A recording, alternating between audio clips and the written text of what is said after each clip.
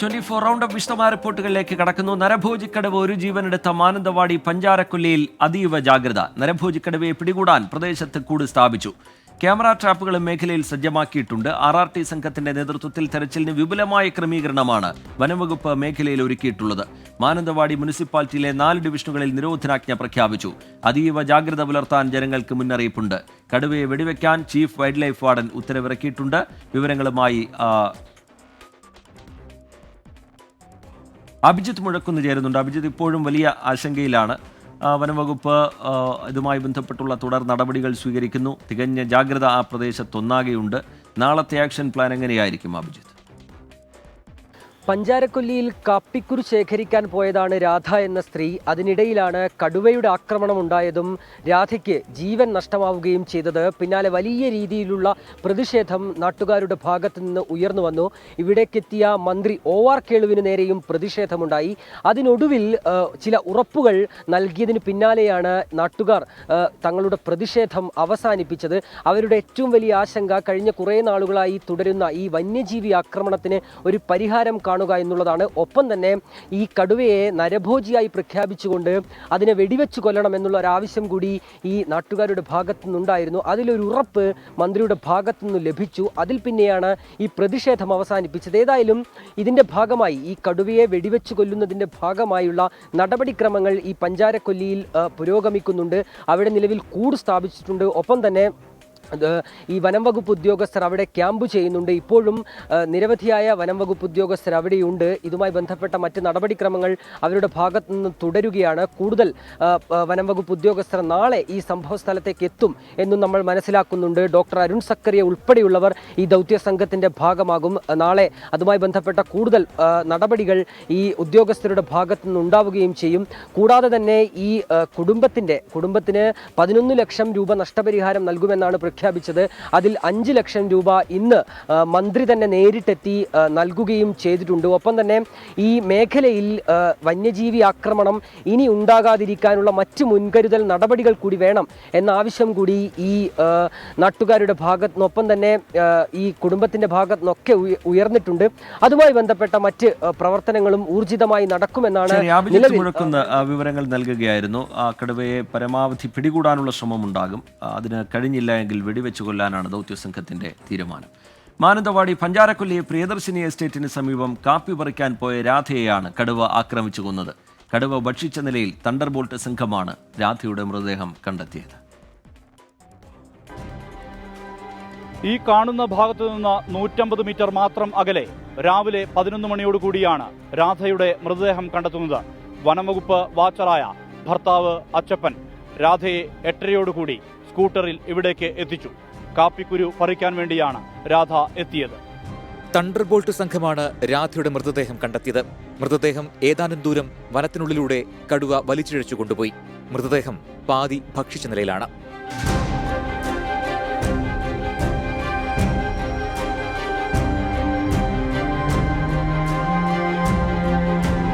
മൃതദേഹം വളരെ അവസ്ഥയിലാണ്. അതായത് കഴുത്തിന് മുകളിലോട്ടില്ല, തലഭാഗമില്ല, അതുപോലെ ബാക്ക് സൈഡില്ല. ഇവിടുന്ന് കറക്റ്റ് ഈ സൈഡിൽ നിന്ന് ഇങ്ങോട്ടില്ല. ഒരു മുടിയുടെ ഒരു കഷ്ണം മാത്രം ഇവിടുന്ന് ഇങ്ങനെ ഒരു തൂങ്ങി കിടക്കുന്നുണ്ട്. പിന്നെ ബാക്കിൽ പുറം ഇല്ല, എങ്ങനെ പുറത്തിൻ്റെ ഒരു പീസും ഇല്ല. ആ ഒരു കണ്ടീഷനിലാണ് അവിടെ മൃതദേഹം കിടക്കുന്നുണ്ട്. നാട്ടുകാരും തണ്ടർബോൾട്ട് സംഘവും മൃതദേഹം പ്രിയദർശിനി എസ്റ്റേറ്റിലെത്തിച്ചു. സംഭവസ്ഥലത്ത് വനംവകുപ്പ് ഉദ്യോഗസ്ഥർ പരിശോധന നടത്തി. ഇതിനിടെ കടുവയെ വീണ്ടും കണ്ടുവെന്ന് നാട്ടുകാർ. അപ്പോൾ ഒരു ഗർജനം പോലെ കേട്ടു, ഒരു ഗ്രറെന്നും പറഞ്ഞു. അപ്പോൾ ഞങ്ങൾ ഈ പരിസരം എല്ലാം വായിച്ച് ലേശം നീങ്ങുമ്പോഴത്തേക്കും പുള്ളി ചാടി എണീച്ച്. കടുവ അവിടെ തന്നെ ഉണ്ട്. ക്ഷീണമാണ്, ഭയങ്കര ശരീരം കൊട്ടിയിട്ടാണ്, നല്ല ഹൈറ്റാ. ബേഗൂർ ഫോറസ്റ്റ് സ്റ്റേഷൻ പരിധിയിലുള്ള പ്രദേശമാണ് പഞ്ചാരക്കൊല്ലി. ഒരു ഭാഗം വനം, കാപ്പി തേയിലത്തോട്ടങ്ങൾ മറുഭാഗത്ത്. വന്യമൃഗശല്യം രൂക്ഷമെങ്കിലും കാര്യമായ നടപടികൾ ഉണ്ടാകുന്നില്ലെന്ന് നാട്ടുകാർ ആരോപിക്കുന്നു. മനു ദാമോദരനൊപ്പം സുർജിത് അയ്യപ്പത്ത്, 24 വയനാട്. പഞ്ചാരക്കൊല്ലിയിൽ കടുവയുടെ ആക്രമണത്തിൽ കൊല്ലപ്പെട്ട രാധയുടെ കുടുംബത്തിന് 11 ലക്ഷം രൂപ ധനസഹായം നൽകുമെന്ന് മന്ത്രി OR കേളു അറിയിച്ചു. ആദ്യ ഗഡുവായി 5 ലക്ഷം രൂപ മന്ത്രി വീട്ടിലെത്തി കൈമാറി. നാട്ടുകാരുടെ വലിയ പ്രതിഷേധമാണ് ഇന്ന് മന്ത്രിക്ക് നേരിടേണ്ടി വന്നത്.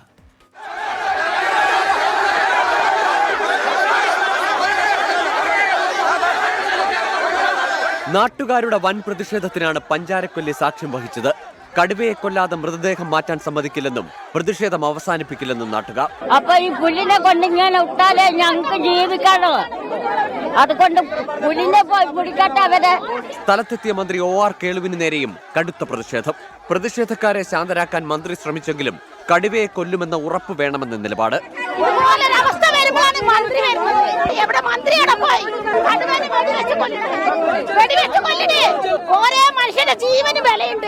കടുവനെ നമുക്ക് കൂട് വെച്ചിട്ടോ മയക്ക് വെടി വെച്ചിട്ടോ അടിയന്തരമായി പിടിച്ച് ഇതിനെ ഒഴിവാക്കണം. ആദ്യം അതാണ് ചെയ്യേണ്ടത്. അതാണ് ജനങ്ങളുടെ വികാരം.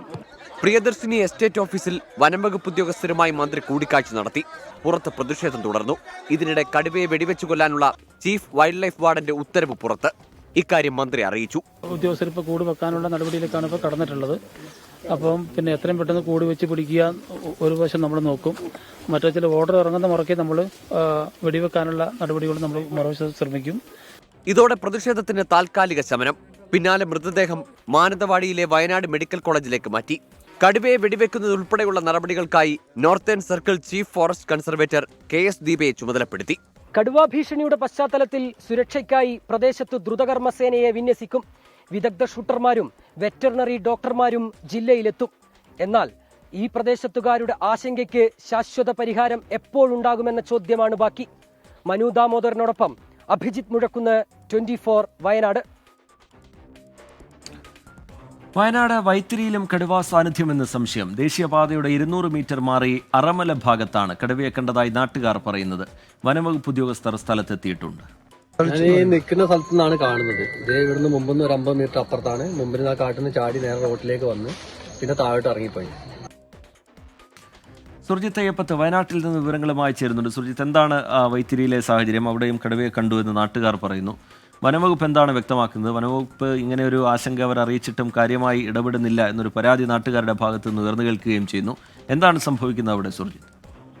റിജിത്ത്, ഇന്ന് രാത്രി ആണ് കടുവയെ കണ്ടത്. കടുവയെ കണ്ട നിഷാദിന്റെ പ്രതികരണമാണ് നമുക്ക് ലഭിച്ചിരിക്കുന്നത്. നിഷാദ് പറയുന്നത് ബൈക്കിൽ പോവുകയായിരുന്നു, വീട്ടിലേക്ക് പോവുകയായിരുന്നു. ആ സമയത്താണ് കടുവ റോഡരികിൽ കണ്ടത്.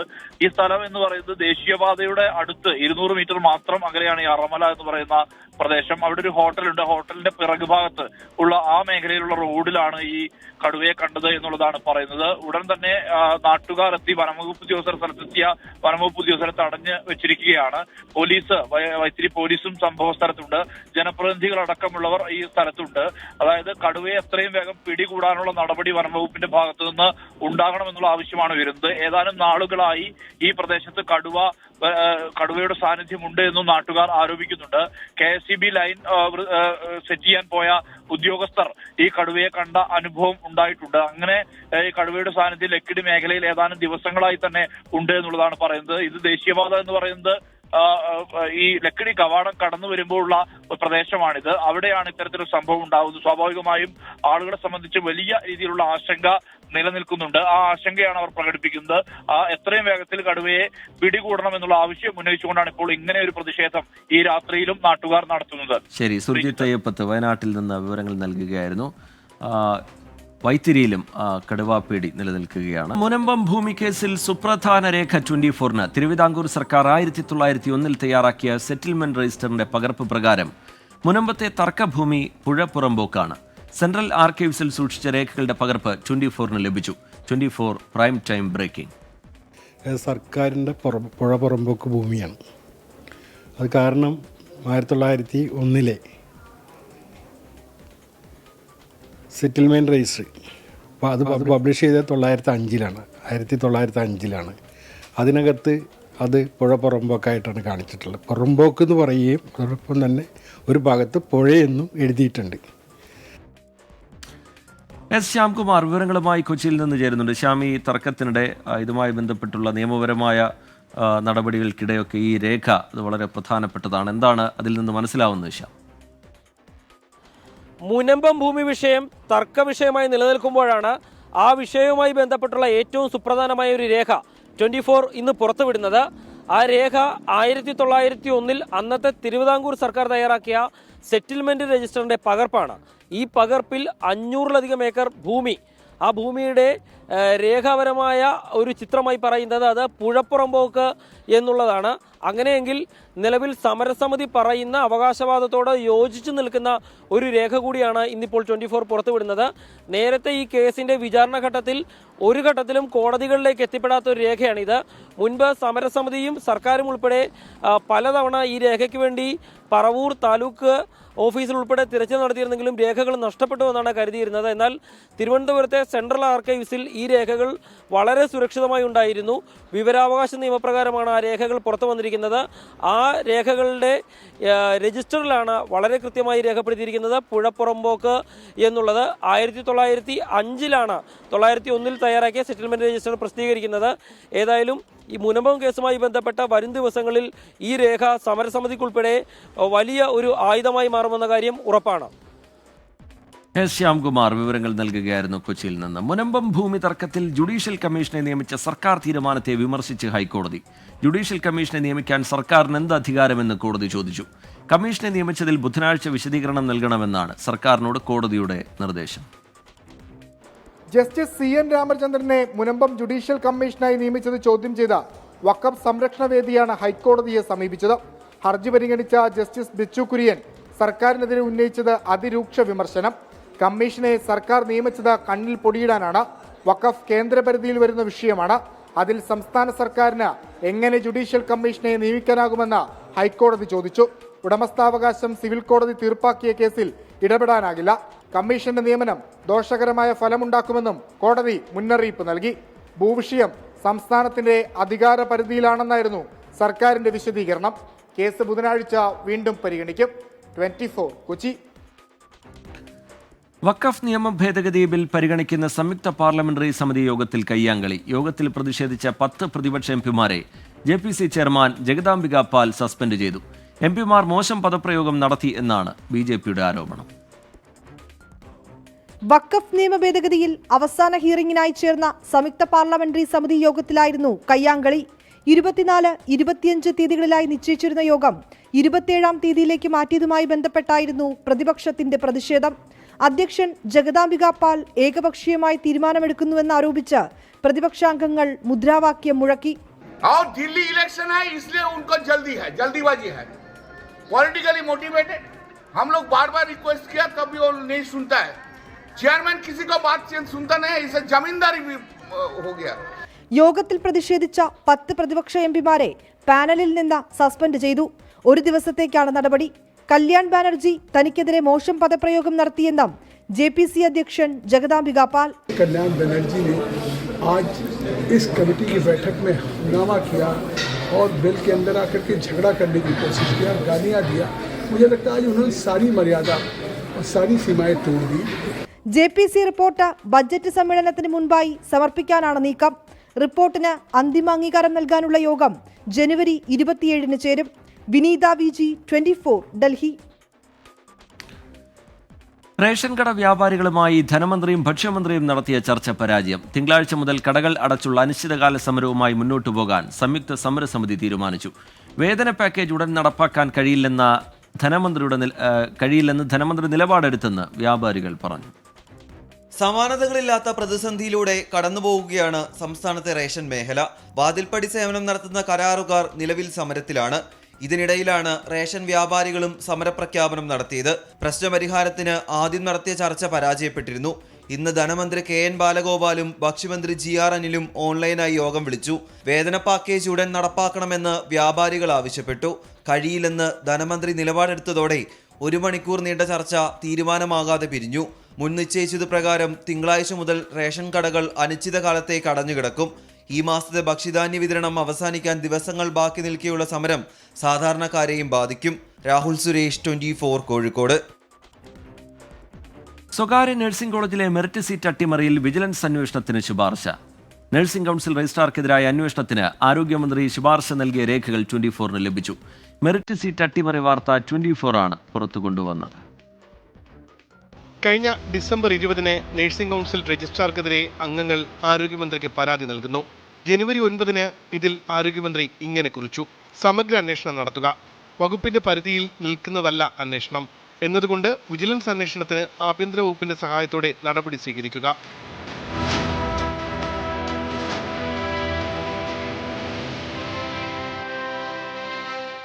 ആരോഗ്യമന്ത്രി ആരോഗ്യവകുപ്പ് അഡീഷണൽ ചീഫ് സെക്രട്ടറി കൈമാറിയ ശുപാർശ ആഭ്യന്തര വകുപ്പിന് കൈമാറും. നഴ്സിംഗ് കൗൺസിൽ രജിസ്ട്രാറുടെ വിശദീകരണം തേടിയ ശേഷമാകും വിജിലൻസിന് കൈമാറുന്നത്. സ്വകാര്യ നഴ്സിംഗ് കോളേജുകളിൽ കൗൺസിൽ നടത്തിയ പരിശോധന, അംഗീകാരം, അധികം സീറ്റുകൾ നൽകിയതിൽ എല്ലാം ആരോപണങ്ങളുണ്ട്.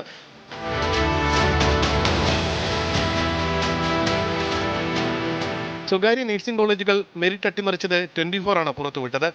പിന്നാലെ വാളകം മേഴ്സി കോളേജിന്റെ സീറ്റ് വെട്ടിക്കുറയ്ക്കുകയും അഡ്മിഷൻ നിബന്ധനകൾ കർശനമാക്കി ആരോഗ്യവകുപ്പ് ഉത്തരവിറക്കുകയും ചെയ്തിരുന്നു. പിന്നാലെയാണ് ആരോഗ്യമന്ത്രി വിജിലൻസ് അന്വേഷണത്തിന് ശുപാർശ ചെയ്തത്. നഴ്സിംഗ് കൗൺസിൽ രജിസ്ട്രാർക്കെതിരെ നൽകിയ പരാതിയിലാണ് ഇപ്പോൾ വിജിലൻസ് അന്വേഷണത്തിന് ശുപാർശ ചെയ്തിട്ടുള്ളത്. എന്നാൽ നഴ്സിംഗ് മെറിറ്റ് സീറ്റ് അട്ടിമറിക്കാൻ നടത്തിയ എല്ലാ ക്രമവിരുദ്ധ ഇടപെടലുകൾക്കെതിരെയും അന്വേഷണം ഉണ്ടാകേണ്ടതുണ്ട്. ഉമേഷ് ബാലകൃഷ്ണൻ, 24, തിരുവനന്തപുരം. സർവകലാശാല സിൻഡിക്കേറ്റുകൾ അടിമുടി പൊളിച്ചെഴുതാൻ നിയമനിർമ്മാണം. സർക്കാർ പ്രതിനിധികളെ ഒഴികെ സിൻഡിക്കേറ്റിലേക്കുള്ള മറ്റംഗങ്ങളെ വോട്ടെടുപ്പിലൂടെ തിരഞ്ഞെടുക്കാൻ കരട് ബില്ലിൽ വ്യവസ്ഥയുണ്ട്.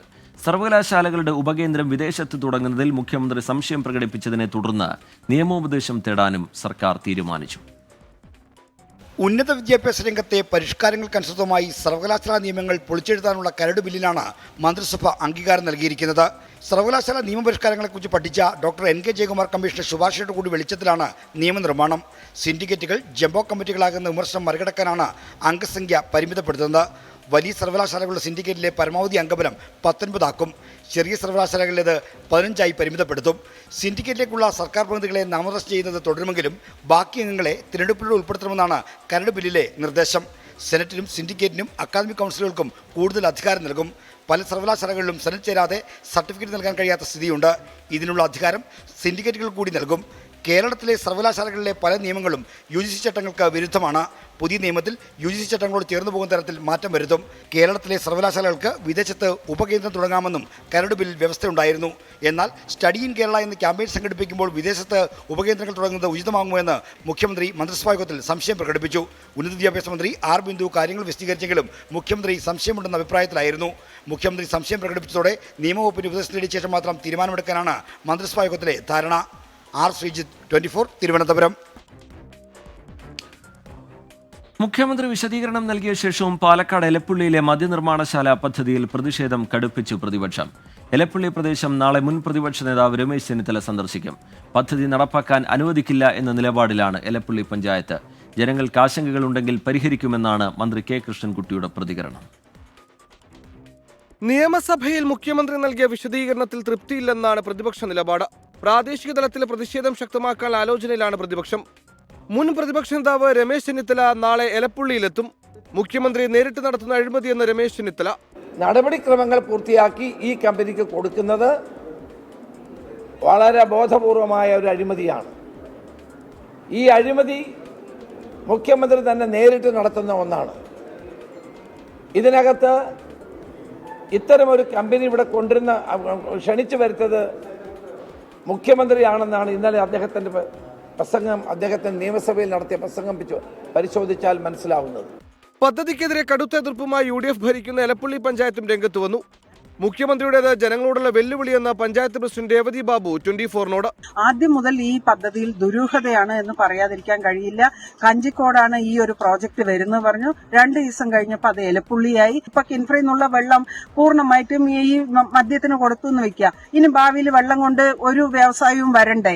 അപ്പൊ ഇനി ബാക്കി വ്യവസായത്തിനെയൊക്കെ മുടക്കി വെക്കണം. എന്നാൽ ജനങ്ങളും പ്രാദേശിക നേതൃത്വവും പരാതി അറിയിച്ചിട്ടില്ലെന്നാണ് മന്ത്രി കെ കൃഷ്ണൻകുട്ടിയുടെ പ്രതികരണം. ജനങ്ങൾക്ക് ആശങ്കകൾ ഉണ്ടെങ്കിൽ പരിഹരിക്കുമെന്നും മന്ത്രി. അത്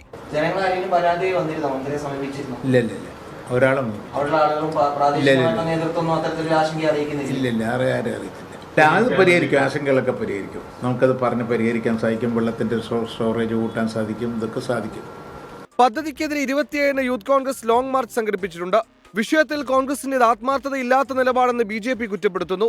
പദ്ധതി അനുകൂലിച്ചതിന് N ശിവരാജനോട് വിശദീകരണം തേടിയെന്ന് BJP സംസ്ഥാന അധ്യക്ഷൻ K സുരേന്ദ്രൻ വ്യക്തമാക്കി. K സുരേന്ദ്രൻ നേതൃത്വത്തിൽ എലപ്പുള്ളിയിൽ BJP പ്രതിഷേധം നടത്തും. 24 പാലക്കാട്. മദ്യനിർമ്മാണശാല പദ്ധതിയിലെ പ്രതിപക്ഷ ആരോപണങ്ങൾക്ക് മറുപടിയുമായി എക്സൈസ് മന്ത്രി MB രാജേഷ്. പദ്ധതിയിൽ എന്താണ് അഴിമതിയെന്ന് പ്രതിപക്ഷം പറയുന്നില്ല എന്ന് മന്ത്രി പറഞ്ഞു. പദ്ധതിയിൽ CPIയുമായി ഭിന്നതയില്ലെന്ന് CPIM സംസ്ഥാന സെക്രട്ടറി MV ഗോവിന്ദൻ പ്രതികരിച്ചു. പ്രതിപക്ഷം പരിഹാസ്യരായിരിക്കുകയാണ്. പറഞ്ഞതെല്ലാം വിഴുങ്ങേണ്ട സ്ഥിതിയാണ്. എന്താ ആരോപണം? ഇപ്പോൾ അതാണ് അറിയേണ്ടത്. എന്താണ് ഇപ്പോൾ ആരോപണമുണ്ടെങ്കിൽ മിനിമം ഒരു അടിയന്തര പ്രമേയമെങ്കിലും ഇത്രയും വലിയ പ്രശ്നമായിട്ട് അവർ ഉയർത്തിക്കൊണ്ടുവന്നതിൽ കൊണ്ടുവരാൻ കഴിഞ്ഞല്ലോ. ഞാൻ വെല്ലുവിളിച്ചതല്ലേ. ഒന്നും ചർച്ചയാവില്ല, ചർച്ച ചെയ്യേണ്ട ഒരു കാര്യമില്ല. വ്യത്യസ്ത അഭിപ്രായമൊന്നുമില്ല. അവർ ജനങ്ങളുടെ പ്രശ്നം കൂടി പരിഹരിച്ച് പ്രശ്നം കൈകാര്യം ചെയ്യണമെന്നാണ്. അത് തന്നെയാണ് ഞങ്ങളുടെ അഭിപ്രായം. വേറെ എന്താ സംശയം? ഉള്ളതിൻ്റെ പ്രശ്നം പരിഹരിക്കാൻ കഴിയുന്നേ ഉള്ളൂ. KPCC പുനഃസംഘടനയിൽ ഹൈക്കമാൻഡിനെ നേരിട്ട് അതൃപ്തി അറിയിക്കാൻ കെ സുധാകരൻ തന്നെ ഒറ്റപ്പെടുത്താൻ ശ്രമിക്കുന്നുവെന്നാണ് കെ സുധാകരന്റെ പരാതി. കെ സുധാകരനെ മാറ്റാൻ ആരും ആവശ്യപ്പെട്ടിട്ടില്ല എന്നാണ് വിഷയത്തിൽ രമേശ് ചെന്നിത്തലയുടെ പ്രതികരണം. സംസ്ഥാനത്ത് പുനഃസംഘടന സംബന്ധിച്ച വിവാദങ്ങൾ കത്തിക്കയറുന്നതിനിടെയാണ് ഹൈക്കമാൻഡിനെ നേരിട്ട് അതൃപ്തി അറിയിക്കാൻ കെ സുധാകരൻ ഒരുങ്ങുന്നത്. തന്നെ പാർട്ടിയിൽ ഒറ്റപ്പെടുത്താൻ ശ്രമിക്കുന്നുവെന്നാണ് കെ സുധാകരന്റെ ആക്ഷേപം. പുനഃസംഘടന സംബന്ധിച്ച വാർത്തകൾ പാർട്ടി നേതാക്കൾ തന്നെ മാധ്യമങ്ങൾക്ക് ചോർത്തി നൽകുന്നുവെന്നും പരാതിയുണ്ട്. നാളെ UDFന്റെ മലയോര സമരയാത്ര ഉദ്ഘാടനം ചെയ്യാൻ കണ്ണൂരിലെത്തുന്ന സംഘടനാ ചുമതലയുള്ള AICC ജനറൽ സെക്രട്ടറി KC വേണുഗോപാലിനെ നേരിൽ കണ്ട് അതൃപ്തി അറിയിക്കാനാണ് കെ സുധാകരന്റെ തീരുമാനം. കെ സുധാകരനെ മാറ്റാൻ ആരും ആവശ്യപ്പെട്ടിട്ടില്ലെന്ന് രമേശ് ചെന്നിത്തല പറഞ്ഞു. KPCC പ്രസിഡന്റിന്റെ പ്രവർത്തനങ്ങളിൽ ആരും അതൃപ്തി ഇവിടെ രേഖപ്പെടുത്തിയിട്ടില്ല. മാറ്റം വേണമെന്ന് ആരും പ്രതിപക്ഷ നേതാവ് പറഞ്ഞിട്ടുണ്ട്, മാറ്റം വേണമെന്ന് അദ്ദേഹം ആവശ്യപ്പെട്ടിട്ടില്ല. ഞാനും ആവശ്യപ്പെട്ടിട്ടില്ല. പിന്നെ വേറെ ആരും ആവശ്യപ്പെട്ടിട്ടുണ്ടെന്ന് എനിക്കറിയില്ല. പിന്നെ ഇതേ കാര്യത്തിലൊക്കെ അന്തിമമായി തീരുമാനമെടുക്കേണ്ടത് പാർട്ടി ലീഡർഷിപ്പാണ്, ഹൈക്കമാൻഡാണ്. ഹൈക്കമാൻഡ് ഏത് തീരുമാനമെടുത്താലും ഞങ്ങളെല്ലാവരും അംഗീകരിക്കും. കോൺഗ്രസിലെ വിവാദങ്ങളിൽ മുസ്ലിം ലീഗിന് അതൃപ്തിയുണ്ടെന്നാണ് സൂചന. അനാവശ്യ വിവാദങ്ങൾ തദ്ദേശ തെരഞ്ഞെടുപ്പ് ഒരുക്കങ്ങളെ ബാധിക്കുമെന്ന് ഒരു വിഭാഗം പറയുന്നു. ഇക്കാര്യം ലീഗ് നേതാക്കൾ കോൺഗ്രസ് നേതൃത്വത്തെ അറിയിച്ചുവെന്നാണ് വിവരം. 24 തിരുവനന്തപുരം. തിരുവനന്തപുരം കഠിനംകുളം കൊലപാതകത്തിൽ പ്രതി ജോൺസൺ ഔസേപ്പിന്റെ നടുക്കുന്ന മൊഴി. ആതിരയെ കൊലപ്പെടുത്താൻ കരുതിക്കുട്ടിയെത്തിയെന്നാണ് പ്രതിയുടെ മൊഴി. ആതിരയെ കൊലപ്പെടുത്തിയ ശേഷം പോലീസിനെ തെറ്റിദ്ധരിപ്പിക്കാനും പ്രതി ശ്രമം നടത്തി. പോലീസ് നൽകിയ പ്രാഥമിക മൊഴിയിലാണ് കൃത്യമായ ആസൂത്രണത്തോടെ നടത്തിയ കൊലപാതകത്തിന്റെ ചുരുളഴിയുന്നത്. കൃത്യം നടന്ന ചൊവ്വാഴ്ച രാവിലെ 6:30 ലോഡ്ജിൽ നിന്നിറങ്ങിയ പ്രതി ആതിരയുടെ വീടിന് സമീപത്തായി ചുറ്റിക്കറങ്ങി. ആതിരയുടെ കുട്ടി സ്കൂളിൽ പോയി എന്ന് ഉറപ്പാക്കിയ ശേഷം വീട്ടിലേക്ക്. ആതിരയുടെ കണ്ണുവെട്ടിച്ച് മുറിയിലെ കിടക്കക്കടിയിൽ കത്തി ഒളിപ്പിച്ചു. ലൈംഗിക ബന്ധത്തിൽ ഏർപ്പെടുന്നതിനിടെ കത്തിയെടുത്ത് കഴുത്തിൽ കുത്തിയിറക്കി. ആക്രമണം അപ്രതീക്ഷിതമായതിനാൽ നിലവിളിക്കാനോ പ്രതികരിക്കാനോ ആതിരയ്ക്ക് കഴിഞ്ഞില്ല. മരണം ഉറപ്പാക്കിയ ശേഷം രക്തം പുരണ്ട തന്റെ ഷർട്ട് ഉപേക്ഷിച്ച് ആതിരയുടെ ഭർത്താവിന്റെ ഷർട്ട് ധരിച്ചാണ് പ്രതി രക്ഷപ്പെട്ടത്. സ്കൂട്ടറിൽ റെയിൽവേ സ്റ്റേഷനിലെത്തിയ പ്രതി ട്രെയിനിൽ കയറി നാടുവിട്ടു. 2 ദിവസം പലയിടങ്ങളിലായി കറങ്ങി. തന്നെ തിരിച്ചറിഞ്ഞു എന്നായതോടെ വസ്ത്രങ്ങളുമെടുത്ത് രക്ഷപ്പെടാനുള്ള ശ്രമത്തിനിടെയാണ് പ്രതി ഇന്നലെ പിടിയിലായത്. ആതിര തന്നെ ഒഴിവാക്കാൻ ശ്രമിക്കുന്നു എന്ന് തോന്നിയതിനാൽ വകവരുത്തി എന്നായിരുന്നു പ്രതിയുടെ കുറ്റസമ്മതം. നിലവിൽ ആശുപത്രിയിൽ കഴിയുന്ന ജോൺസൺ ഡോക്ടേഴ്സിന്റെ നിരീക്ഷണത്തിലാണ്. 24 തിരുവനന്തപുരം. കടൽമണൽ ഖനനത്തിൽ പ്രതിഷേധത്തിനൊരുങ്ങിയ മത്സ്യത്തൊഴിലാളികൾ. കടലിൽ നിന്ന് വെള്ളമണൽ ഖനനം ചെയ്തെടുത്ത് നിർമ്മാണ പ്രവർത്തനങ്ങൾക്ക് ഉപയോഗിക്കുവാനുള്ള പദ്ധതിക്കെതിരെയാണ് പ്രതിഷേധം. ഖനനം മത്സ്യസമ്പത്തിനെ ബാധിക്കുമെന്നാണ് തൊഴിലാളികൾ പറയുന്നത്.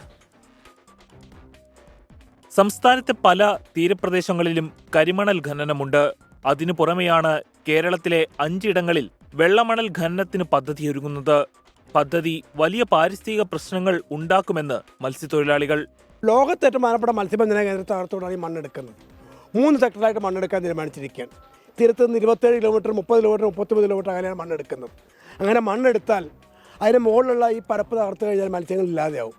കേരളത്തിലെ ഇന്ത്യയിലെ ഏറ്റവും പ്രധാനപ്പെട്ട മത്സ്യബന്ധന കേന്ദ്രത്തെ തകർക്കാൻ ഞങ്ങൾ അനുവദിക്കില്ല. സംസ്ഥാനത്ത് 5 സെക്ടറുകളിലായി 575 ദശലക്ഷം ടൺ വെള്ളമണൽ ഉണ്ടെന്നാണ് കണ്ടെത്തൽ. പൊന്നാനി, ചാവക്കാട്, കൊല്ലം തെക്ക്, കൊല്ലം വടക്ക് എന്നിവിടങ്ങളിലാണ് ഖനനത്തിന് കണ്ടെത്തിയത്. സ്റ്റേറ്റ് ലിസ്റ്റിലുള്ള തീരങ്ങളുടെ കാര്യത്തിൽ ഇടപെടാൻ വൻകിട കോർപ്പറേറ്റുകളെ അനുവദിക്കരുതെന്നാണ് ആവശ്യമുയരുന്നത്. ഫെബ്രുവരി 18 വരെയാണ് ഖനനത്തിനുള്ള ടെൻഡറുകൾ സ്വകാര്യ സ്ഥാപനങ്ങളിൽ നിന്ന് സ്വീകരിക്കുക. മണലൂറ്റുന്നതിന് വേണ്ട സംവിധാനങ്ങൾ ഏർപ്പാടാക്കുന്നത് Adani port and special economic സോണാണ്. മത്സ്യസമ്പത്ത് ഗണ്യമായി കുറയ്ക്കുന്ന പദ്ധതിക്കെതിരെ ശക്തമായ പ്രതിഷേധം ആരംഭിക്കാനാണ് മത്സ്യത്തൊഴിലാളികളുടെ തീരുമാനം. 24 കൊച്ചി. നോക്കാം ചില വാർത്തകൾ ചുരുക്കത്തിൽ.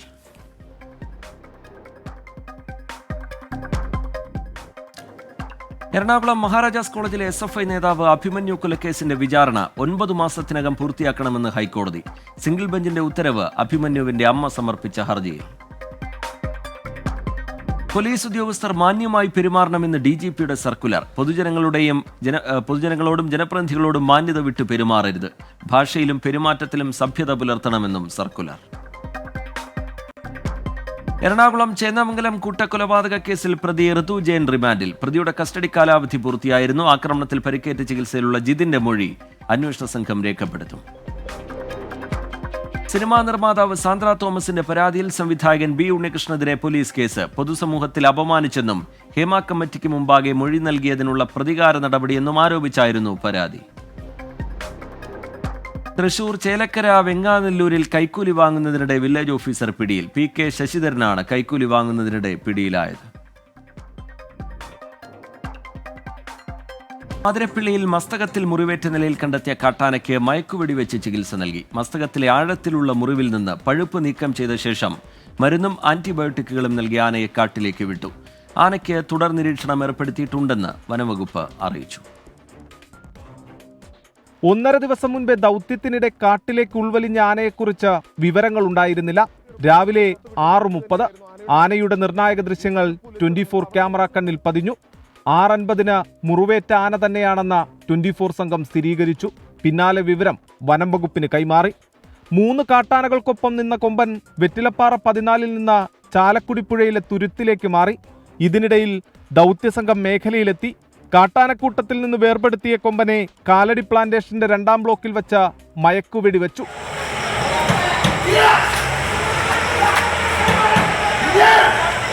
2 തവണ വെടിയേറ്റ കൊമ്പൻ അരമണിക്കൂറിനുള്ളിൽ മയങ്ങി. പിന്നാലെ ആനയെ വടം വച്ചു ബന്ധിപ്പിച്ച ശേഷം കണ്ണ് കറുത്ത തുണി കൊണ്ട് മൂടിക്കെട്ടി. ഏണിയിൽ കയറി നിന്ന ഡോക്ടർ അരുൺ സക്രിയയുടെ നേതൃത്വത്തിൽ ആനയ്ക്ക് ചികിത്സ നൽകി.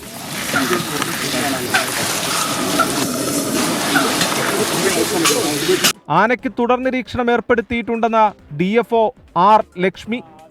മയക്കം വിട്ടുമാറിയ ആനയെ പിന്നീട് വനംവകുപ്പിന്റെ നിരീക്ഷണത്തിൽ കാട്ടിൽ മോചിപ്പിച്ചു. അതിരപ്പള്ളിയിൽ നിന്നും സൂരജ് സജി, 24. ആലപ്പുഴയിൽ 1 മുതൽ 6 വരെയുള്ള ക്ലാസ്സിലെ വിദ്യാർത്ഥികൾക്കായി വിദ്യാഭ്യാസ വകുപ്പ് സംഘടിപ്പിച്ച മിനി കായികമേള തർക്കത്തെ തുടർന്ന് മാറ്റിവെച്ചു. അടിസ്ഥാന സൗകര്യങ്ങൾ പോലും ഇല്ലാത്ത കുണ്ടും കുഴിയും നിറഞ്ഞ മൈതാനമായിരുന്നു കായികമേളയ്ക്കായി സജ്ജമാക്കിയിരുന്നത്. രക്ഷിതാക്കളുടെ പ്രതിഷേധത്തെ തുടർന്ന് കായികമേള മാറ്റിവെച്ചതായി AEO അറിയിച്ചു.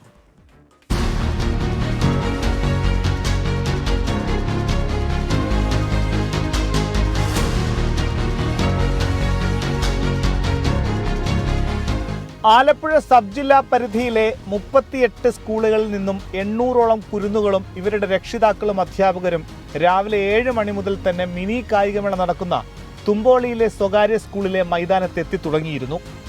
ഏകദേശം 1 ഏക്കർ വരുന്ന മൈതാനം 50, 100, 200 മീറ്റർ ഓട്ട മത്സരവും ഹൈജമ്പും ലോങ് ജമ്പും അടക്കമുള്ള കായിക മത്സരങ്ങളാണ് നടത്തേണ്ടത്. മൈതാനത്തിന് വേണ്ട നീളമോ വീതിയോ ഇല്ല. ട്രാക്കിലെ ചില ഭാഗത്ത് പുതമണ്ണും പൂഴിമണ്ണും ചില ഭാഗത്ത് പുല്ലും പിടിച്ചു കിടക്കുന്നു.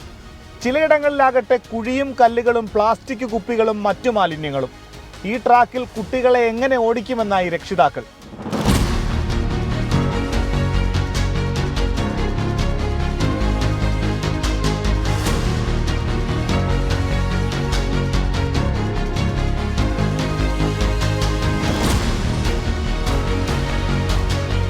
ഒന്നാം ക്ലാസ് മുതൽ ഉള്ള കുട്ടികൾ മത്സരിക്കുന്ന ഗ്രൗണ്ടിൻ്റെ കുണ്ടും കുഴിയും നിറഞ്ഞ ഗ്രൗണ്ടാണ്. അപകട സാധ്യത വളരെ കൂടുതലാണ്. വേണ്ടത്ര മുന്നൊരുക്കമില്ലാതെ ഒരു പരിശോധനയില്ലാതെയാണ് ഈ മത്സരത്തിലേക്ക് ആയിരക്കണക്കിന് കുട്ടികളെ ഈ ഗ്രൗണ്ടിലേക്ക് വിളിച്ചു വരുത്തിയത്. ഏറെ പ്രതീക്ഷകളോടെ എത്തിയ കുട്ടികളും നിരാശരായി. ഇല്ല, ഓടാൻ പറ്റത്തില്ല. കല്ലൊക്കെ ഉള്ളതുകൊണ്ട് കാലൊക്കെ പൊട്ടും, പിന്നെ താഴെയൊക്കെ വീഴും. മത്സരം നടക്കത്തില്ലെന്ന് പറഞ്ഞപ്പം എന്തുപോലെ തോന്നി. നല്ല ചൂട് കപ്പെടുക്കണമെന്ന് പറഞ്ഞാ വന്ന്. അപ്പൊ ഇതറിഞ്ഞപ്പോ പിന്നെ സന്തോഷത്തോടെ ഇരിക്കാനാണ് വന്നത്. ഒട്ടും പ്രതീക്ഷിച്ച് ഇങ്ങനെ വരും. ചിലർ സംഘാടകരോട് തർക്കിച്ചു. ചില സ്കൂളിലെ അധ്യാപകരും രക്ഷിതാക്കളും മടങ്ങിപ്പോയി.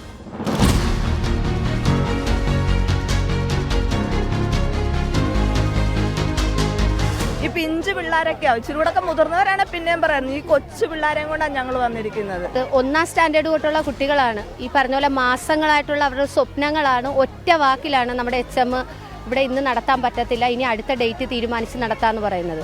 സംഗതി പാളി എന്ന് ബോധ്യപ്പെട്ടതോടെ മിനി കായികമേളയുടെ മുഖ്യ സംഘാടകയായ AEO MK ശോഭന കായികമേള മാറ്റിവെച്ചതായി അറിയിച്ചു. അപ്പോൾ പാരൻസ് പ്രയാസം അറിയിച്ചതിൻ്റെ അടിസ്ഥാനത്തിൽ ഇപ്പോൾ നമ്മളത് വേറെ ഡേറ്റ് എടുത്ത് വേറെ സ്ഥലം കണ്ടെത്താൻ തീരുമാനിക്കും. ജില്ലയിൽ കായികമേള നടത്താൻ നല്ലൊരു മൈതാനം ഇല്ലെന്നാണ് AEO തന്നെ വിശദീകരിക്കുന്നത്. ആലപ്പുഴയിൽ നമുക്കിങ്ങനെ പ്രാക്ടീസ് ചെയ്യാൻ നമുക്ക് ഗ്രൗണ്ട് ഇല്ല, നല്ലൊരു ഗ്രൗണ്ട് ഇല്ല. ഇപ്പോൾ ചില എല്ലാ സ്കൂളിലും ഗ്രൗണ്ട് ഇല്ലല്ലോ നല്ല. നമുക്ക് അതും അവരുടെ സ്കൂളിലെ മത്സരം നടത്താന്നല്ലാണ്ട് ഉപജില്ലാ തലത്തിലെ മത്സരങ്ങൾ നടത്താനുള്ള സൗകര്യം നമുക്കില്ല, ഗ്രൗണ്ടുകളൊന്നുമില്ല. സംസ്ഥാന സ്കൂൾ കായികമേളയ്ക്ക് ശേഷം കുരുന്നുകൾക്ക് മാത്രമായി വിദ്യാഭ്യാസ വകുപ്പ് സംഘടിപ്പിക്കുന്നതാണ് സബ് ജില്ലാ തലത്തിലെ മിനി കായികമേള. ഈ കുണ്ടും കുഴിയും നിറഞ്ഞ ട്രാക്കിൽ ഓടിയാലും ചാടിയാലും എന്താണ് കുഴപ്പമെന്നാണ് അധികാരികൾ ചോദിക്കുന്നത്. ഏതായാലും ഈ ട്രാക്കിൽ ഓടി പരിക്കേൽക്കാതെ കുട്ടികൾ രക്ഷപ്പെട്ടത് ഭാഗ്യമായി. ഇനി പുതിയ തീയതി തീരുമാനിച്ചാലും ഈ ട്രാക്കിൽ ഇനി കുട്ടികളെ ഓടിക്കില്ല എന്ന നിലപാടിലാണ് രക്ഷിതാക്കൾ. ഷിബിൻ ബഷീറിനൊപ്പം മനീഷ് മഹിവാൽ, 24 ആലപ്പുഴ. അരവിന്ദ് കെജ്രിവാളിനെ കൊലപ്പെടുത്താൻ BJP പദ്ധതിയിടുന്നെന്ന ആരോപണവുമായി ഡൽഹി മുഖ്യമന്ത്രി ആദിഷി. അരവിന്ദ് കെജ്രിവാളിന്റെ സുരക്ഷയിൽ ആശങ്കയുണ്ടെന്ന് ചൂണ്ടിക്കാട്ടി ആം ആദ്മി പാർട്ടി മുഖ്യ തെരഞ്ഞെടുപ്പ് കമ്മീഷനെ സമീപിച്ചു. അതേസമയം BJPയുടെ പ്രകടന പത്രികയുടെ 3ാം ഭാഗം നാളെ പുറത്തിറങ്ങും. അരവിന്ദ് കെജ്രിവാളിനെ കൊലപ്പെടുത്താൻ BJP ശ്രമിക്കുന്നുവെന്ന ആരോപണം ആം ആദ്മി പാർട്ടി ആവർത്തിക്കുകയാണ്. ശ്രമത്തിനു പിന്നിൽ BJPയും ഡൽഹി പോലീസുമെന്ന മുഖ്യമന്ത്രി ആദിഷി. हमने देखा था जब अरविंद केजरीवाल जी को झूठे मुकदमे में गिरफ्तार किया गया तो यही भारतीय जनता पार्टी, इनके LG साहब, उनका तिहाड़ प्रशासन अरविंद केजरीवाल की इंसुलिन को रोकने वालों में से था. കേജ്രിവാളിനെ ആക്രമിച്ച സംഘത്തിനെതിരെ പോലീസ് കേസ് രജിസ്റ്റർ ചെയ്യുന്നില്ലെന്ന് പഞ്ചാബ് മുഖ്യമന്ത്രി ഭഗവന്ത് മാൻ ആരോപിച്ചു. അരവിന്ദ് കെജ്രിവാളിന്റെ സുരക്ഷയിൽ ആശങ്ക അറിയിച്ച ആം ആദ്മി പാർട്ടി മുഖ്യ തെരഞ്ഞെടുപ്പ് കമ്മീഷനെ സമീപിച്ചു. തെരഞ്ഞെടുപ്പിനായുള്ള BJP പ്രകടന പത്രിക സങ്കല്പ പത്രിന്റെ 3ാം ഭാഗം നാളെ കേന്ദ്ര ആഭ്യന്തരമന്ത്രി അമിത്ഷാ പുറത്തിറക്കും. സൗജന്യ വൈദ്യുതി ഉൾപ്പെടെയുള്ള വമ്പൻ പ്രഖ്യാപനങ്ങൾ പത്രികയിൽ ഉണ്ടായേക്കും. 24 ഡൽഹി. നോക്കാം ചില വാർത്തകൾ ചുരുക്കത്തിൽ. വെടിനിർത്തൽ കരാറിന്റെ ഭാഗമായി ഹമാസ് നാളെ 4 വനിതാ സൈനികരെ വിട്ടയക്കും. ബന്ദികളുടെ പേരുവിവരങ്ങൾ ഹമാസ് പുറത്തുവിട്ടു. ഇസ്രായേൽ ജയിലിലുള്ള 90 പലസ്തീൻ തടവുകാരെ പകരമായി മോചിപ്പിക്കും. അമേരിക്കയിൽ അനധികൃത കുടിയേറ്റക്കാർക്കെതിരെ കടുത്ത നടപടിയുമായി ട്രംപ് ഭരണകൂടം. 538 പേരെ അറസ്റ്റ് ചെയ്തെന്നും 100 കണക്കിന് ആളുകളെ സൈനിക വിമാനത്തിൽ നാടുകടത്തിയെന്നും വൈറ്റ് ഹൌസ്.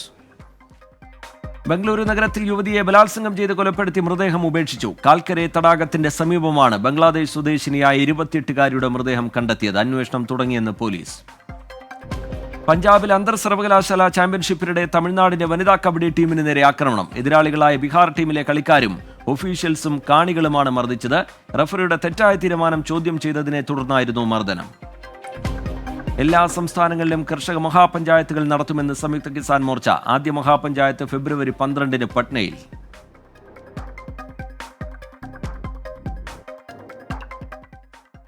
നറുക്കെടുപ്പിന് 13 ദിവസം മാത്രം ബാക്കി നിൽക്കെ ക്രിസ്മസ് പുതുവത്സര ബമ്പർ ടിക്കറ്റ് റെക്കോർഡ് വിൽപ്പന തുടരുകയാണ്. ഇന്നലെ വരെ 33,78,990 ടിക്കറ്റുകളാണ് വിറ്റുപോയത്. കഴിഞ്ഞ വർഷത്തേക്കാൾ 11 ലക്ഷത്തോളം ടിക്കറ്റുകളാണ് ഇത്തവണ അധികമായി വിറ്റുപോയത്. ബമ്പർ ടിക്കറ്റ് വിൽപ്പനയിൽ നിലവിൽ പാലക്കാട് ജില്ലയാണ് 1ാം സ്ഥാനത്ത്. തിരുവനന്തപുരം, തൃശൂർ ജില്ലകളാണ് 2ഉം 3ഉം സ്ഥാനങ്ങളിൽ. 400 രൂപ വിലയുള്ള ക്രിസ്മസ് പുതുവത്സര ബമ്പറിന് 1ാം സമ്മാനം 20 കോടി രൂപയാണ്. ഫെബ്രുവരി 5-ന് ഉച്ചകഴിഞ്ഞ് 2 മണിക്കാണ് നറുക്കെടുപ്പ്.